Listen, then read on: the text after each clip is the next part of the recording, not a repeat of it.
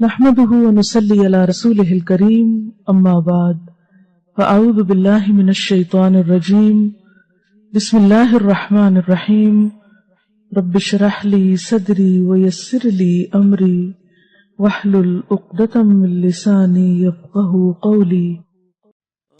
صحبت اور غسل جنابت۔ صحابہ کرام رضی اللہ عنہم کے درمیان غسل جنابت کا ایک مسئلہ زیر بحث آیا۔ ایک گروہ کہتا تھا کہ غسل صرف دخول پہ فرض ہو جاتا ہے، انزال شرط نہیں، یعنی واٹر ڈسچارج جو ہے وہ ضروری نہیں۔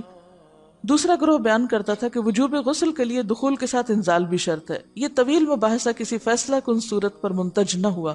آخر قرار پایا کہ ام المومنین حضرت عائشہ رضی اللہ عنہا سے دریافت کیا جائے۔ حضرت عائشہ نے کہا کہ رسول اللہ صلی اللہ علیہ وسلم نے فرمایا، اذا جلس بین شعبها الاربع ومس الختان الختان فقد وجب الغسل۔ جب مرد عورت کی چار شاخوں کے درمیان بیٹھ جائے اور اس کا محل ختنہ عورت کے محل ختنہ کے ساتھ مس کرے تو غسل واجب ہو جاتا ہے۔ تو مسئلہ یہ ثابت ہوا کہ صرف دخول پر ہی مرد اور عورت جنبی ہو جاتے ہیں اور ان پہ غسل واجب ہو جاتا ہے، انزال یعنی منی کا نکلنا شرط نہیں۔ جنابت کے احکام۔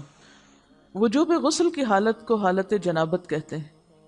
وجوب غسل یعنی جب غسل واجب ہو جاتا ہے تو اس حالت کو جنابت کہتے ہیں۔ جنابت کا لفظ جم سے، جم پہلو کو کہتے ہیں، نہیں بچنا۔ مندرجہ ذیل چار حالتوں میں مسلمان مرد اور عورت پر غسل کرنا فرض ہو جاتا ہے۔ نمبر ایک، جوش کے ساتھ منی خارج ہونے کے بعد، اس میں احتلام بھی داخل ہے، یعنی کوئی ایسا خواب آئے یا ویسے۔ نمبر دو، صحبت کے بعد یعنی سیکشول انٹرکورس کے بعد۔ نمبر تین، حیض کے بعد۔ نمبر چار، نفاس کے بعد یعنی بچے کی پیدائش کے بعد۔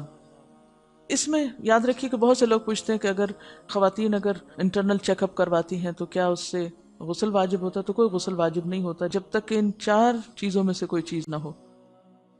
اس میں یاد رکھیے کہ بہت سے لوگ پوچھتے ہیں کہ اگر خواتین انٹرنل چیک اپ کرواتی ہیں تو کیا اس سے غسل واجب ہوتا ہے؟ تو کوئی غسل واجب نہیں ہوتا جب تک کہ ان چار چیزوں میں سے کوئی چیز نہ ہو۔ صرف منی خارج ہونے سے بات نہیں، بلکہ جوش کے ساتھ منی خارج ہونے کے بعد غسل واجب ہوتا ہے۔ رسول اللہ صلی اللہ علیہ وسلم نے فرمایا، جب تم عورت کی چار شاخوں کے درمیان بیٹھ کر صحبت کرو تو تم پر غسل واجب ہو گیا اگرچہ منی نہ نکلے۔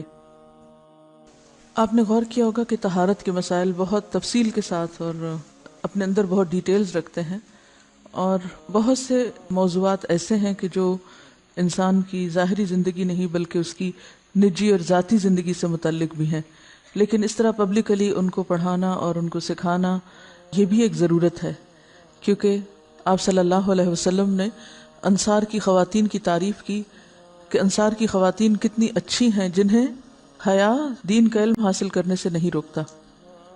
تو سوال یہ پیدا ہوتا ہے کہ آخر اتنی تفصیلات کیوں؟ اور بعض لوگ اس کو ناپسندیدہ قرار دیتے ہیں، تو ایسا کرنا ناسمجھی کی علامت ہے۔ ہم دیکھتے ہیں کہ انسان اگر اللہ کے بتائے ہوئے طریقے کے مطابق زندگی بسر کرتا ہے تو اس میں خیر ہی خیر ہے، اور وہ صرف خیر اس کی اپنی ذات تک نہیں رہتی، بعض اوقات دوسروں کی بھلائی کا ذریعہ بھی بن جاتی۔ عورت کو بھی احتلام ہوتا ہے۔ ام المومنین حضرت سلمہ رضی اللہ عنہا روایت کرتی ہیں کہ حضرت ام سلیم نے رسول اللہ صلی اللہ علیہ وسلم سے کہا، اے اللہ کے رسول، یقیناً اللہ حق سے نہیں شرماتا، یعنی حق بات اور ایک ضروری بات جو ہے اس کو واضح کرنا ضروری ہوتا ہے، اور اس معاملے میں شرم سے کام نہیں لینا چاہیے، کہیں ایسا نہ ہو کہ انسان انجانے میں غلط کام کرتا رہے۔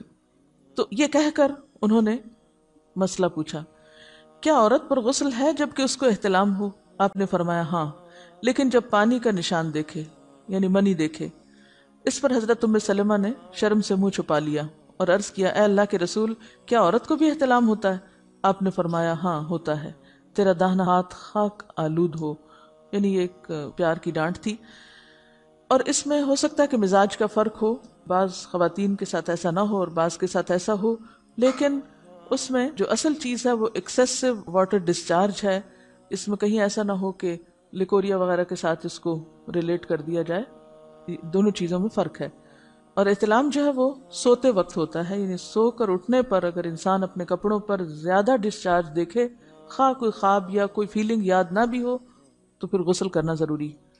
معلوم ہوا کہ عورت یا مرد نیند سے اٹھ کر اگر تری یعنی نشان منی دیکھیں تو یہ احتلام کی علامت ہے، لہٰذا ان پر غسل کرنا فرض ہو جاتا ہے۔ اور اگر احتلام کی کیفیت انہیں یاد ہو لیکن نشان نہ پائیں، یعنی خواب یاد ہے لیکن کوئی سامنے علامت نہیں، تو غسل فرض نہیں ہوگا۔ ایسی صورت میں شک کی ضرورت نہیں ہے کہ نہیں وہ میں نے خواب دیکھا اور مجھے خواب بالکل صحیح یاد ہے تو مجھے نہانا چاہیے، نہیں، محض خواب پر نہیں نہایا جائے گا جب تک کہ فزیکلی کوئی ایسی چیز سامنے دیکھی نہ جائے۔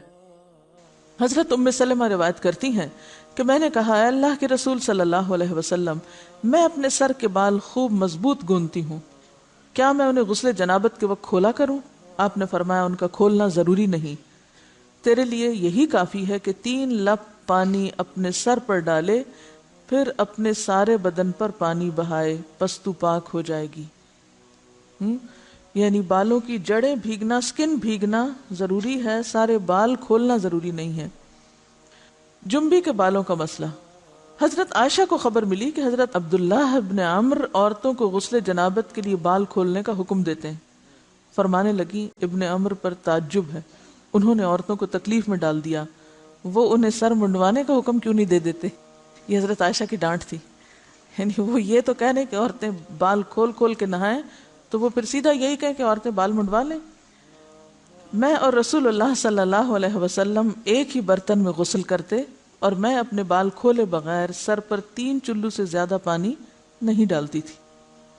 معلوم ہوا کہ غسل جنابت کے لیے بال کھولنے کی ضرورت نہیں، مگر یہ حکم صرف غسل جنابت کا ہے، غسل حیض کے لیے بالوں کا کھولنا ضروری ہے، کیونکہ وہ مہینے میں ایک دفعہ ہے۔ حضرت عائشہ سے روایت ہے کہ انہیں رسول اللہ صلی اللہ علیہ وسلم نے غسل حیض کے لیے فرمایا، اپنے بال کھولو اور غسل کرو۔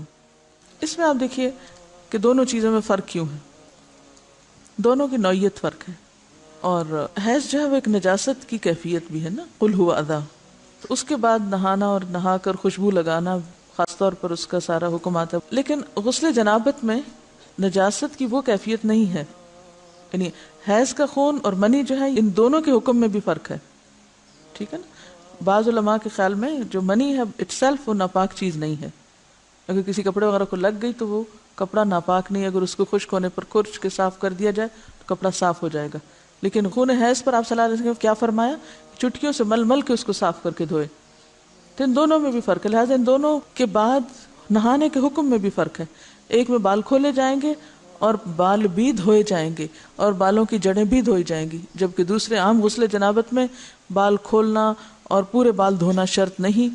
بہت سے بچے ایسی جن کی شادی ہوتی ہے اور اس کے بعد انہیں ان مسائل کا پتہ نہیں ہوتا، یا تو بے